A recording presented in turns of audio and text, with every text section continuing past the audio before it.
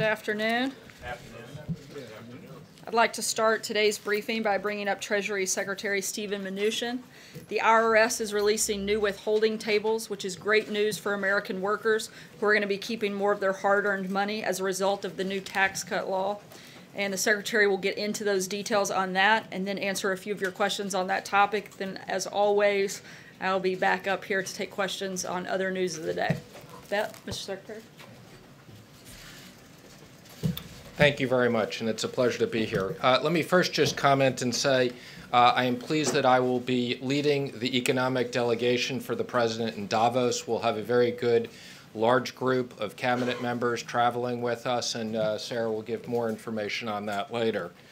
I'd like to talk about the withholding tables. So today, the Treasury Department and IRS released new withholding guidance that will implement the Tax Cut and Jobs Act. This new guidance will mean that workers and their families will receive larger paychecks starting in February.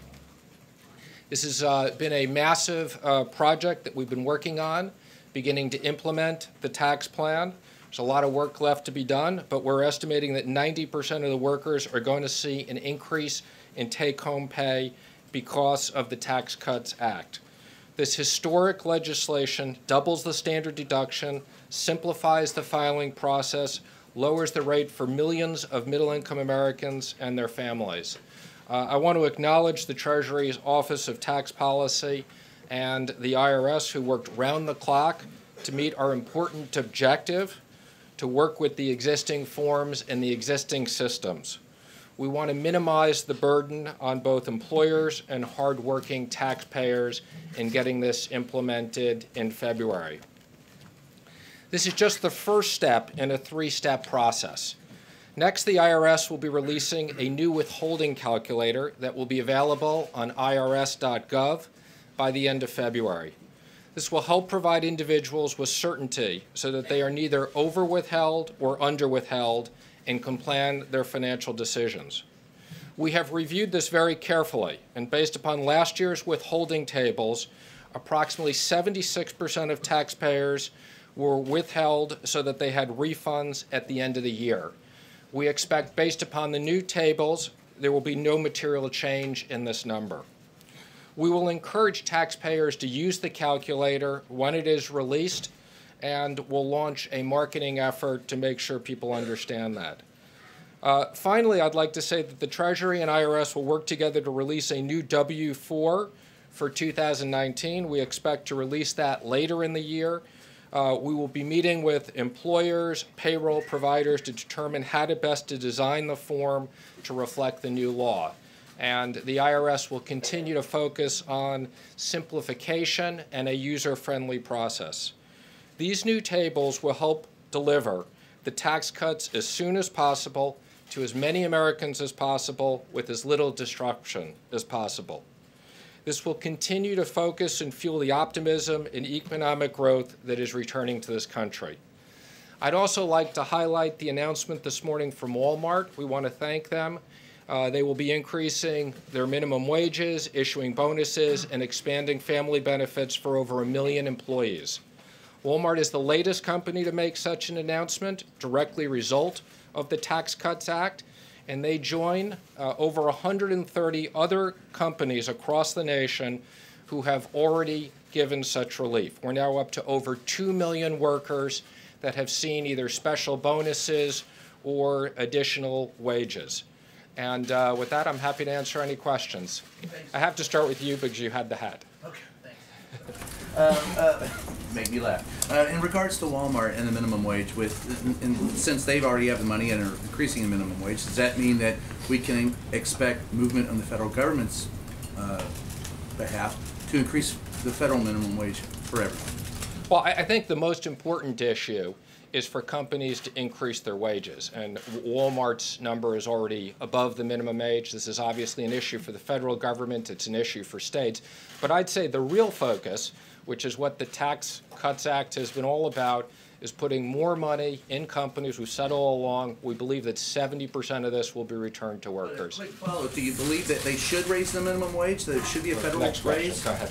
Mr. Secretary, just for those who are watching, on February 1st, will these withholding tables go into effect, and that's when the American taxpayer will first see a change in the withholding of their paycheck?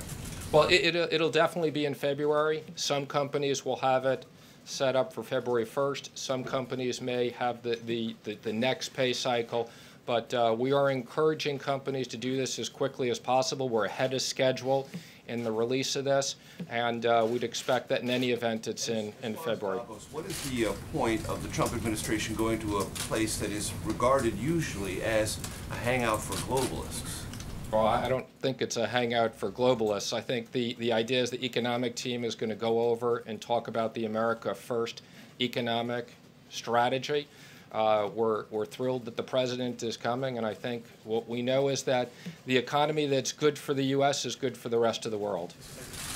You just talked about Walmart, and that's a big deal.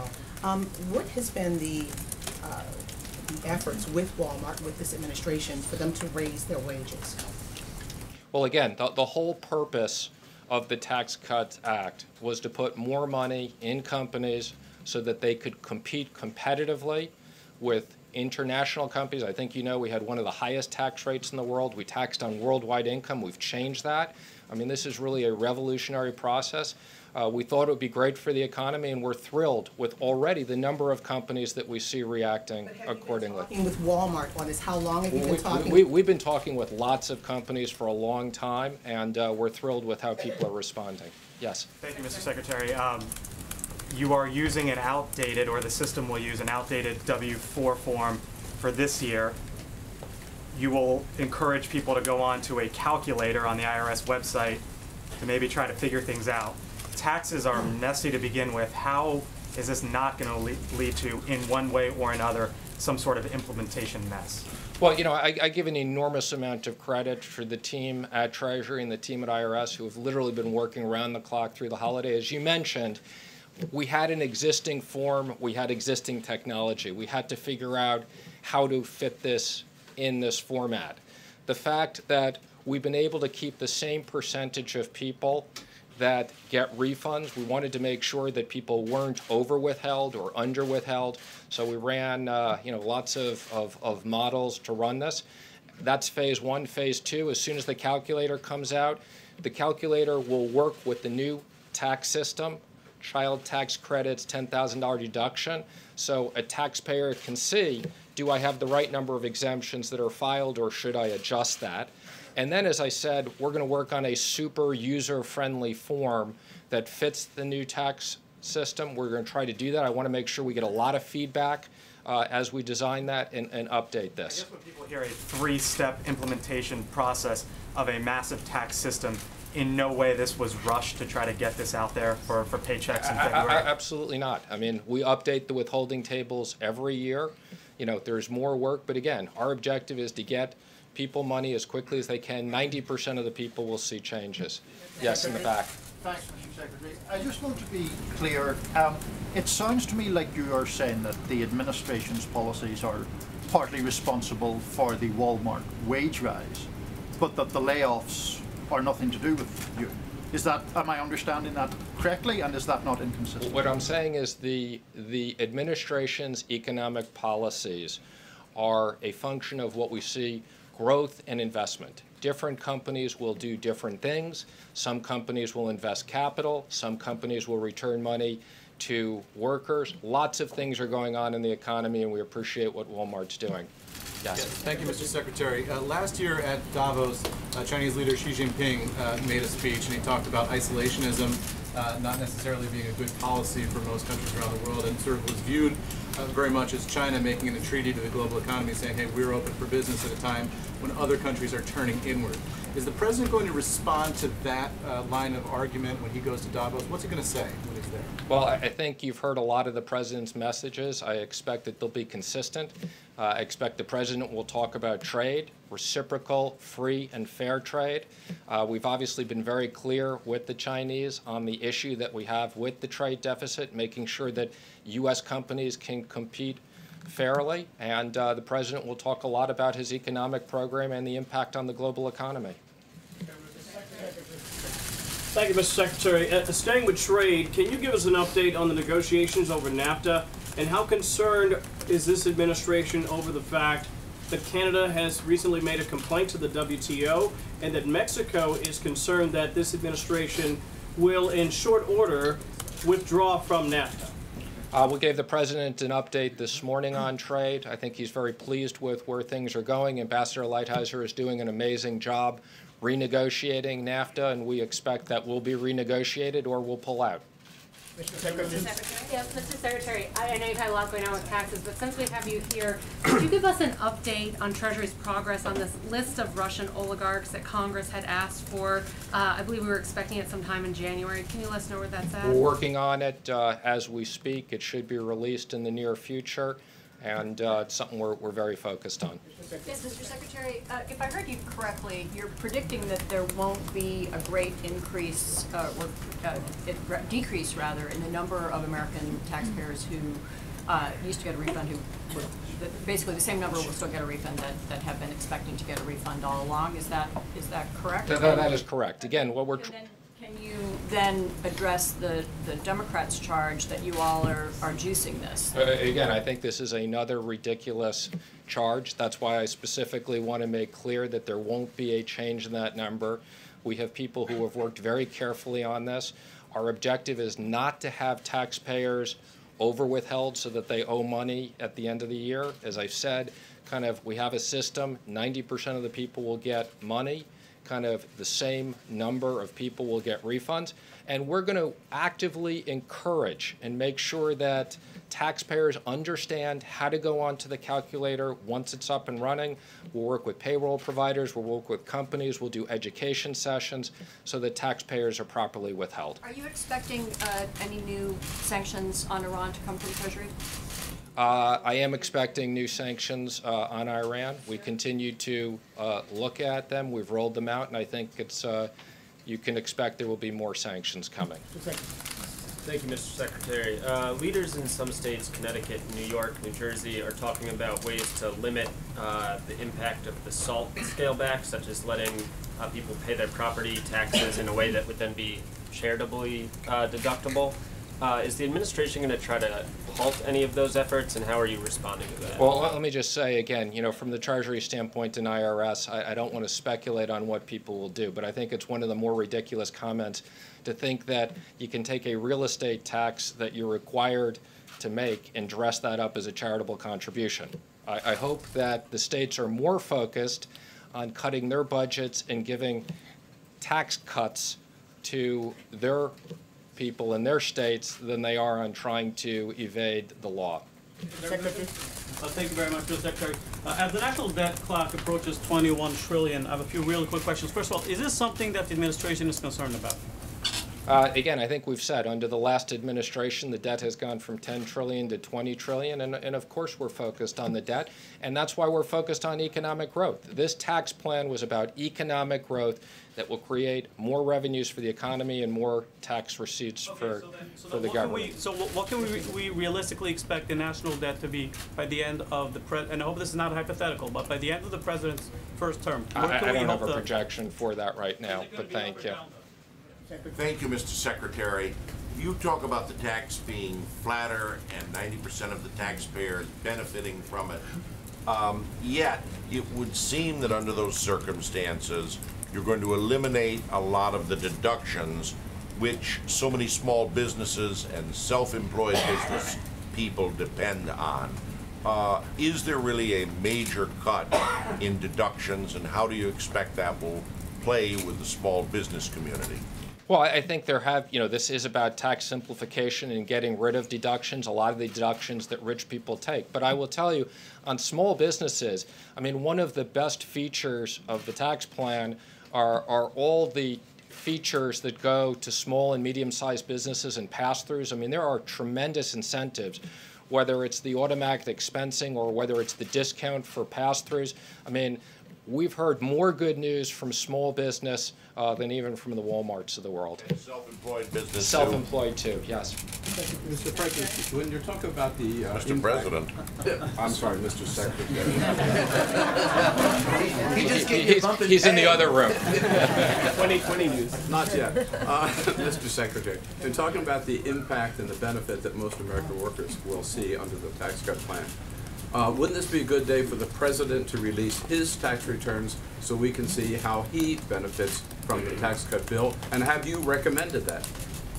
Again, I've had this question before when I've been up here. I'll say the same thing. I'll give you the same answer I gave you last time. I think that there's a ton of financial disclosure that the President has given the American people. They voted for him. He's the President. I think people are happy with that, and the President will decide what he wants to do. Yes, what does the administration hope to achieve with these additional sanctions on Iran? I think the President's been very clear, okay, that many aspects of the Iran deal need to be changed, that there are many activities outside of the Iran deal, whether it be ballistic missiles, whether it be other issues, that we will continue to sanction that are outside the JCPOA, human rights violations. We couldn't be more focused. We have as many sanctions on Iran today as we have on any other country in the process, and we'll continue to look at things. Mr. Secretary. Thank you, Mr. Secretary. Just two quick follow-ups to a couple of questions that have been asked. On Ann's question related to the Democratic charge about the issues that could come up next year, are you at all, just yes or no, is there any consideration given to the midterms when you guys ensure that the implementation of this would happen in February and not, for example, later to give you more time to sort all this out? Again, let me just explain. The IRS issues tables every January. We knew we were changing the tax bill, so it obviously made sense to wait from January to February so that we gave people time to institute this. Any claims that we're doing this for political issues are ridiculous, okay? I'd also make a comment, the Democrats made a bunch of noise about our numbers and tax policy. The Inspector General just came out with a report that made very clear there was no political interference in this and how we ran these numbers. So I would hope the Democrats are focused on doing things that are good for the economy and the American people. And then just to follow up on Davos, too, with Major's question and Eamon's, you talked about the message being consistent that the President will deliver in Switzerland. Obviously, one of his big messages has been aimed at middle-class Americans. He got elected on this populist platform. I'm hoping you can explain how it's consistent to take members of his cabinet, many of whom are very wealthy, to go rub elbows with a bunch of other very wealthy people in Switzerland. Can you explain the consistency on the messaging? I can assure you that the members of his cabinet have no interest in going over there and rubbing elbows with anybody. This is about meeting business leaders. This is about meeting our counterparts. This is all about creating jobs, creating economic growth for the U.S. As you know, there's tremendous investment in the U.S. Okay, there's tremendous trade deals going on. I think we've been very clear, and the President has delivered. Look where the stock market is again. The President is delivering for American workers. So this trip is all business. I can assure you it has nothing to do with anything other than that. Mr. Secretary, can you please say, when it comes to charitable giving, people worry that the new tax code with the higher standard deduction could limit giving to charities. Do you share that concern? I don't share that concern at all, and I would say quite the opposite, that we've raised the limits that rich people can give to charity to encourage charitable donations. So I'll take one more question in the back. Thank you, Mr. Secretary. Will the President decide today on the Iran deal, and do you anticipate that he will waive sanctions like he has done in the past? I am not going to make any specific comments on that. It is still under discussion, and I know the President is contemplating his recommendations. Thank you very much, everybody. Thank you, Mr. Secretary. Thank you, Secretary Mnuchin. Just a quick addition, because I know all of you are wondering.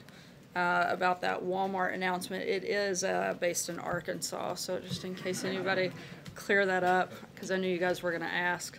In all seriousness, the tax law is already having an incredible impact on American workers and families, and this is only the beginning of what people have to look forward to in the Trump economy. 8 days from now, funding for essential government operations will run out. Unfortunately, Democrats are continuing to refuse to fund our troops and other important national security priorities that keep our people safe.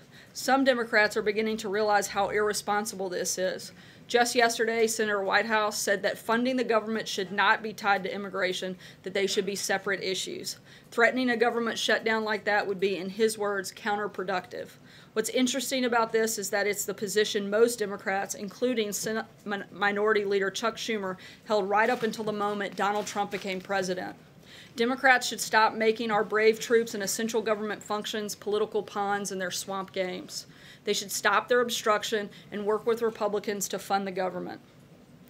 Looking ahead to tomorrow, the President will receive his annual physical at Walter Reed.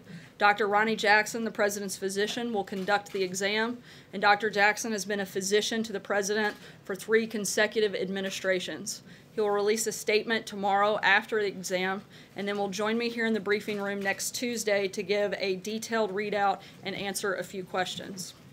And with that update, I will take your questions.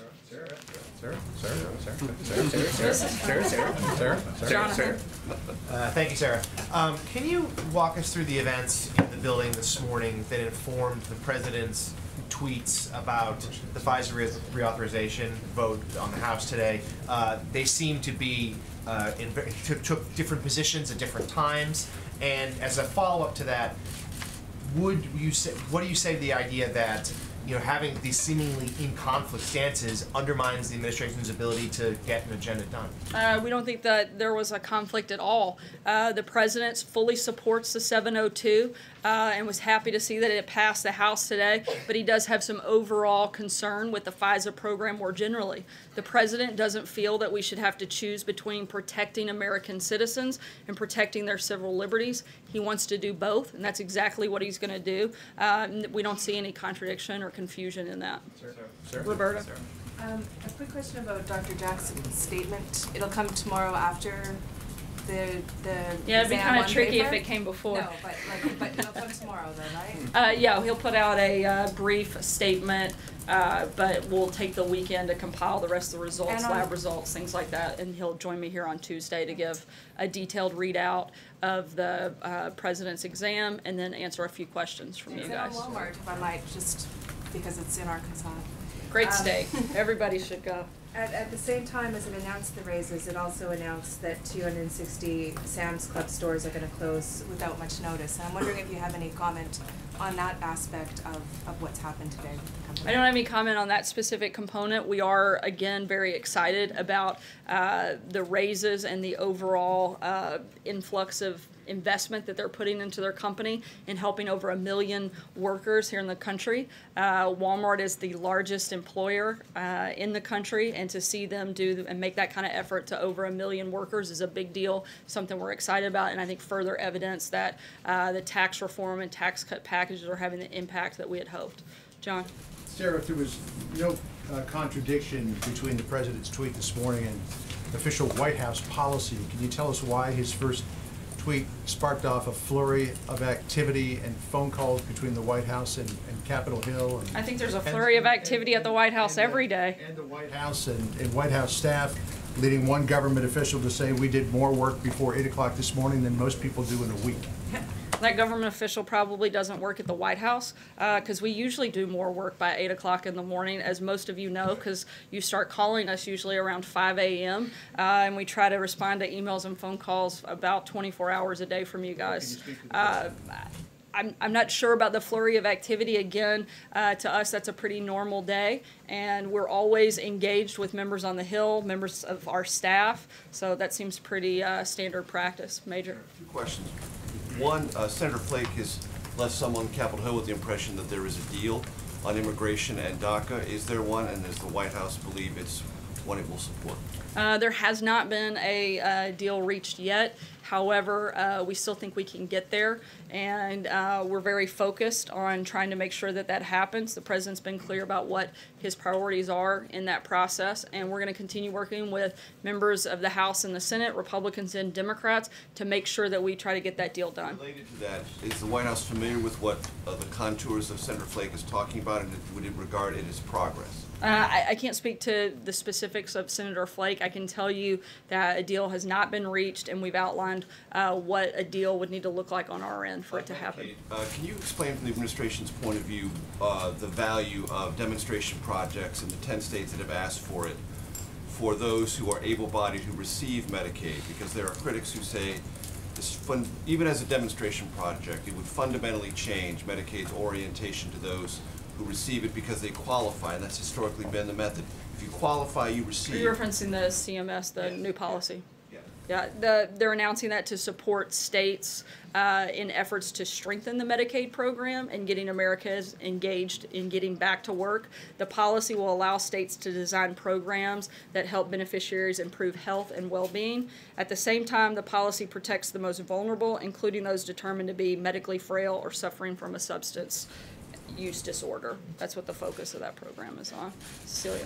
Thanks, Sarah. Back to FISA, if I can. Many people are interpreting that first tweet from the president to mean he didn't actually know how FISA works, and for that matter, that he wasn't familiar with his own administration's policy. That's already. Does he know FISA? Was he familiar with the policy? He does, which is why he issued a presidential memo last week expressing concerns and asking for a review of it, which is also why DNI put out a new policy this morning. This is top of mind for the president, top of mind for the administration, and he has a full understanding. Don't believe me? Ask Speaker Ryan. Look to the comments that he made. He's somebody who's been in constant contact and had many discussions with the president on this issue, and he stated that in his press conference earlier today. And how exactly was the Trump campaign so badly surveilled and abused under FISA as he seemed to claim in that tweet? Look, I think that there are a lot of things that indicate the surveillance that took place there, and I'm not sure what the part of confusion is on that front. You guys have reported on it many, many times. Jim? If you're a dreamer out there, should you have confidence that this president is going to reach an agreement that will protect you from being deported? You should. I think you saw that. You guys got to come into the room in a pretty unprecedented way and sat in there for almost an hour listening to the president talk about it, listening to the president commit to getting a solution on this. Right now we're counting on Republicans and Democrats to come together, which we think they will, to make a deal on DACA and on border security, which is a vital part of that conversation and something that we insist be part of it. And a quick follow-up on FISA. There seems to be a pattern, and correct me if I'm wrong if there is no pattern, where the president watches something on Fox and Friends and then he tweets about it. Apparently this morning, one of their personalities, Andrew Napolitano, said that this is not a good deal, Mr. President, don't do this. And then he went on Twitter and tweeted about the FISA program. There have been folks out there who have said, you know, there's a cause and effect. He watches something on Fox and Friends, and then he tweets about it. Is that what happened this morning, and does that go on? I'm sure you're disappointed he's not watching CNN. I think you watch a lot of CNN, if you don't mind me saying. I don't think that's true. Your numbers would be higher. In reference to the question specifically, no, let's not. In response to the question, as I just said, the president has a great deal of understanding. This is top of mind. He was talking about it last week. He issued a presidential memo on it. So it's not something that just happened this morning. This has been an ongoing discussion and something of great importance. The president doesn't believe that Americans' rights or liberties should be abused, but he certainly believes that Americans should be protected. And he wants to make sure we do both of those things, and that's why he supports the 702, but has concern with FISA more generally. Matthew? Thanks, Sarah. Sticking on the FISA topic. Well, at least we're consistent. Yeah, if you didn't see confusion and contradiction between that first tweet and the White House past stated policy, then why 2 hours later issue that second tweet that seemed to clarify the position? We weren't confused, but some of you guys were. We wanted to make sure you knew the White House position. People on the Hill or people in these offices? I got several questions from people in the room. As I'm sure all of you know, because most of you were the ones sending them, President's been clear about what his position is. We've issued several statements on this, put out one last night that had to do with this. Look, I can't be more clear. I'm speaking on behalf of the President, on behalf of the administration, on what our position is, and I think I've laid that out several times here today. Blake? Sarah, on Medicaid and what CMS put out today, critics would say you need to be healthy to get a job in the first place. How are they wrong? Look, certainly we want the American workforce to be healthy, and we're focused on helping improve healthcare across the board, but we also want people to have jobs. We're working on both of those things simultaneously. I don't see how that conflates with one another. People are just taking advantage of the system? Is that what I'm sorry? Do you think people are just flatly taking advantage of the system? I think there are certainly cases where that happens. We don't think that's the overwhelming majority, but there's certainly that's an issue and something we want to be sure to address. Sarah, back in the summer, the president said 100% he would talk with Special Counsel Mueller. Yesterday, he said we'll see what happens. He seemed to raise questions about whether there would be an interview. What's changed between the summer and now, and the president's thinking about speaking with Robert Mueller? Nothing's changed. We're going to continue to be fully cooperative with the special counsel as we have been. However, the president and his personal attorneys are going to discuss this matter with the Office of the Special Counsel, not reporters, and that's going to be the process that we follow. Dave? Those discussions are still going on? We're still cooperating fully with the special counsel, yes. Dave, go ahead. Back on the tax cuts, you mentioned that the Walmart bonuses are having the impact that you had hoped. As you know, Republicans alone in Congress passed the tax cuts. Democrats didn't vote for it at all. Why do you We think that's sad. We wish they had. How do you explain then that almost twice as many Republican incumbents are quitting Congress this year as opposed to Democrats? Look, it's a midterm election, but we fully anticipate moving forward with strong House and Senate Republicans. Whether it's this year or next year, we're still focused on getting things done for the American people. And I really can't weigh in too much on specifics of the election or the midterms, but we feel really comfortable with where we are, and certainly with the record of success that we've had in 2017 to be able to run on that in 2018. Stephen? Sarah, I am still confused about the timing of the tweet this morning, because it was 7:30 this morning, and the president referenced the fact that the House was going to vote today on this controversial Fisa bill. He said that he intimated that under Fisa, his campaign was abused. Why would he do that this morning? The morning of the House vote on a program that he so cares about and wants. As I said, it was top of mind. DNI also put out a new policy on Fisa this morning. This is something that's been ongoing, a regular topic of discussion, and the president wanted to put something out. There's not much more than that. Sarah, I'm not sure I got a clear answer from the Treasury Secretary to my question about what this administration hopes to achieve with additional sanctions on Iran. So I want to give you a crack at that. I'll wait until additional sanctions are made before I weigh in on what that would look like, but as the Treasury Secretary said, we anticipate that that's likely to happen, and we'll keep you posted as it does and what that process will look like. Michael? Yeah, we haven't made a final decision on JCPO. New ones would be outside of that. Obviously, yeah. Back to immigration real quick. Yesterday, I guess, a group of House Republicans put out an immigration plan that would deal with DACA, but would also do a whole lot of things that weren't kind of under the umbrella of the four things that you guys outlined in the meeting yesterday. Was that helpful? Was that not helpful to getting to a deal ultimately? Does the president wish that they take that off the table so that you can focus on what might be happening with Senator Flake or others in the Senate? How does no, we think it's a great starting point. We think it's a great place. Even though it went beyond what the parameters that the president very specifically, and then you later after he laid out the things he felt had to be included, not just what could be included. Certainly, we think that this is a good starting point, part of the negotiation process. If we could get everything done, we think that's much better than just getting part of it done. But we're okay with getting a deal done as long as it falls into the parameters that the president laid out. But he understands, right, that adding the extra things are what makes what has the potential to make this more difficult, because various constituencies think of those things as poison pills that are actually going to I think that's why it's called a negotiation. Everybody puts everything on the table they want. You figure out what you're not willing to give up, which we've laid out, and you try to come out with everybody winning, which that's what we're hoping to do, both Republicans, Democrats, the House, and the Senate. We've laid out those non-negotiables for us, and we're going to move forward in that process and hope to get there. By the next week or so, or do you I'm not going to put a time frame on it, but we certainly hope to get it done. I think the priority is making sure that we get it done and we get it done right. April? Sarah, Secretary Mnuchin said that this White House has been working with businesses as it relates for a while, as it relates to his tax plan. And when it comes to Walmart, had this White House been talking with Walmart about a safety net for the employees that were going to lose their jobs today? Because I'm looking at a sign right now from Sam's Club that says this club will be closed on January 11th, 2018. That's today, the day that Secretary Mnuchin talks about how wonderful there will be increases in pay for Walmart workers. I'm not aware about a conversation about a specific safety net. I can tell you that we're excited about the fact that they've raised minimum wage. They have increased opportunities when it comes to paid family leave, and that they are increasing salaries to over 1 million American workers. We think that's a positive. In terms of specifics on a safety net and conversations around that, I couldn't speak to that.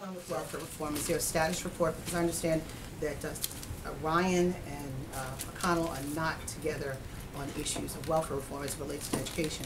Where does the president stand on this back and forth? We're having conversations about that. We think it's important policy to look at, but right now our focus primarily is on the budget, and secondary is getting a deal done in regards to immigration on DACA and border security, and most likely moving on to infrastructure from there. John? Yeah, thank you, Sarah. Two brief questions. The President said yesterday that, and I quote, "We are going to take a strong look at the libel laws." Now, many lawyers said that was an unusual statement because all libel laws are at the state level and not the federal level. Was he referring to states should take a look at libel laws or something else? I think certainly states should take a look at it. Look, the president's frustrated with the misreporting and fake news that regularly takes place.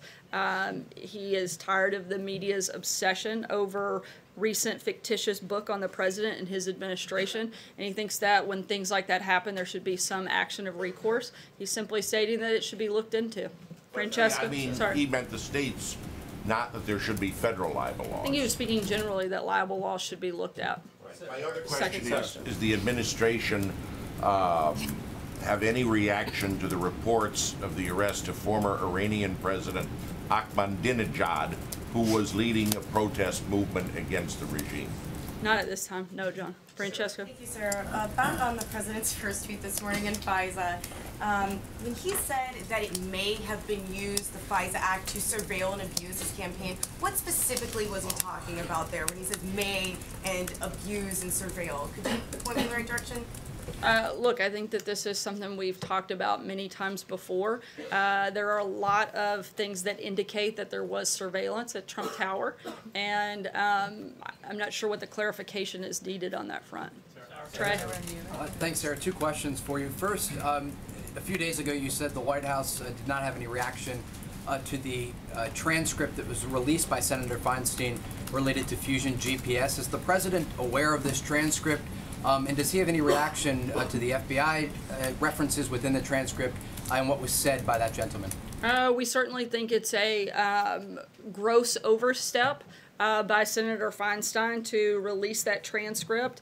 There's been a lot of comments about obstruction of justice, and frankly, the only people that we've seen trying to influence the investigation are former Director Comey and Democrats in Congress, and that would include Senator Feinstein, Representative Schiff, who have both selectively leaked to the media witness interviews. We see that to be a big problem and something that should certainly be considered and looked at. My follow-up question, today Ecuador announced that it's granting nationality to WikiLeaks founder Julian Assange.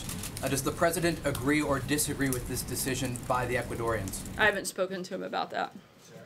Can I ask you on Iran again? When the president went through the exercise in October of decertifying but signing the sanctions waivers, he said words to the effect of "fix it" or he wouldn't do this again.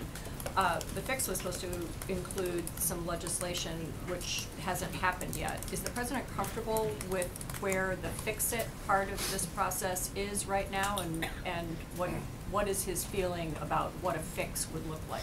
Look, the president still strongly believes this is one of the worst deals of all time. And one of the single greatest flaws is that its restrictions leave Iran free in the future to openly develop their nuclear program and rapidly achieve a nuclear weapons breakout capability. Obviously, we see big problems with that. The administration is continuing to work with Congress and with our allies to address those flaws, and we'll keep you guys posted as a decision on that front is made. Hallie? Thanks, Sarah. I want to ask actually about offshore drilling, but before I do, I'm hoping you can clarify something that you said a couple of times now, which was that a lot of people were confused by that tweet. So Mike Pompeo, Actually, Tom I didn't Bosser, say a lot of people. You guys said a lot of people were confused. What was we weren't confused, but some of you were. Some what of you you, said. Yeah. So I want to ask about that because Mike Pompeo was obviously out talking about this, pushing for this. Tom Bosser, a lot of people in the president's administration were representing the president's position on this, that he wanted this to pass.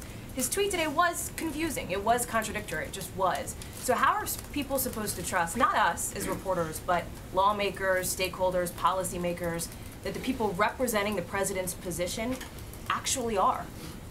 I think that the premise of your question is completely ridiculous and shows the lack of knowledge that you have on this process.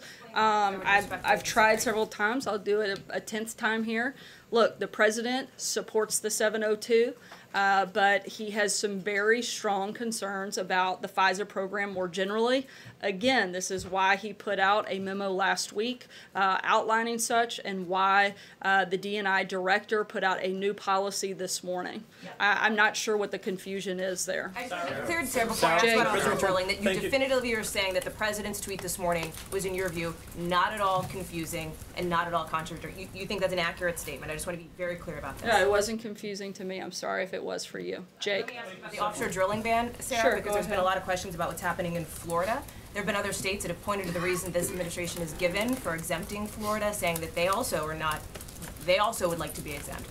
So how is exempting Florida from the ban anything other, in critics' view, than giving a political favor to White House allies in a key battleground state?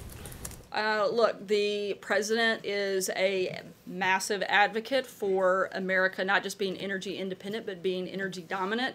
That's just part of that process is the offshore drilling. That's why it's opened up for public comment. These are going to continue to be negotiations. We're going to continue to look for places and ways that we can make America more energy dominant. If that's one of them, then we're going to continue forward in that process. That's why we've opened up drilling in Anwar, the Keystone Pipeline, and cut a lot of job-killing regulations that have to do with that. We're going to continue moving forward in that process. It's an open comment period, and we'll continue to talk with other stakeholders as we make decisions for other areas and other states. Jake? Not a political favor. Thank you, Sarah. I am not aware of any political favor that would have been part of, so no. Jake? Thank you, Sarah. On prison reform, the president recently commuted the sentence of a first-time offender, a father of 10 children, who had been sentenced to an excess of 27 years. What kinds of injustices does the president view as priorities? Look, the president is looking, one of the big topics of conversation for today specifically is looking at reducing the rates of recidivism, specific to helping reduce violent crime. This is a beginning conversation. This is to a listening session, and we're going to continue working through this process. But that was the #1 topic at today's meeting, and that's the big priority he has on that front at this point. There have been reports out, and if you could please clarify, what is Mr. Kushner's role in the prison reform initiative exactly? He's helping lead that conversation and put stakeholders together from a number of different areas that have expertise on this matter. I'll take one last question. Anita? Can you just, going back to immigration, can you just shed a little bit of light on what the holdup is? Members of the Republican Party were in the negotiations. They're the ones who are saying they agree with Democrats. The administration has been in the meetings, at least some of them. So what do you all not like? I believe there's only one member that said that there was a deal reached, and the other members are well in sync on the same page that we haven't quite gotten there, but we feel like we're close. And again, we're going to keep having these conversations. The president had a meeting here today with a number of members, both from the House and Senate, Republicans and Democrats, as a follow-up discussion on immigration. And again, we feel very strongly that we can get a deal made. One piece that the president talked about missing, is that the issue, or is there not enough funding? Can you shed a little light? I think it's Democrats agreeing to the other side of the deal. I think that's where we are. And again, we're confident and feel like we're going to get there. Thanks so much, guys.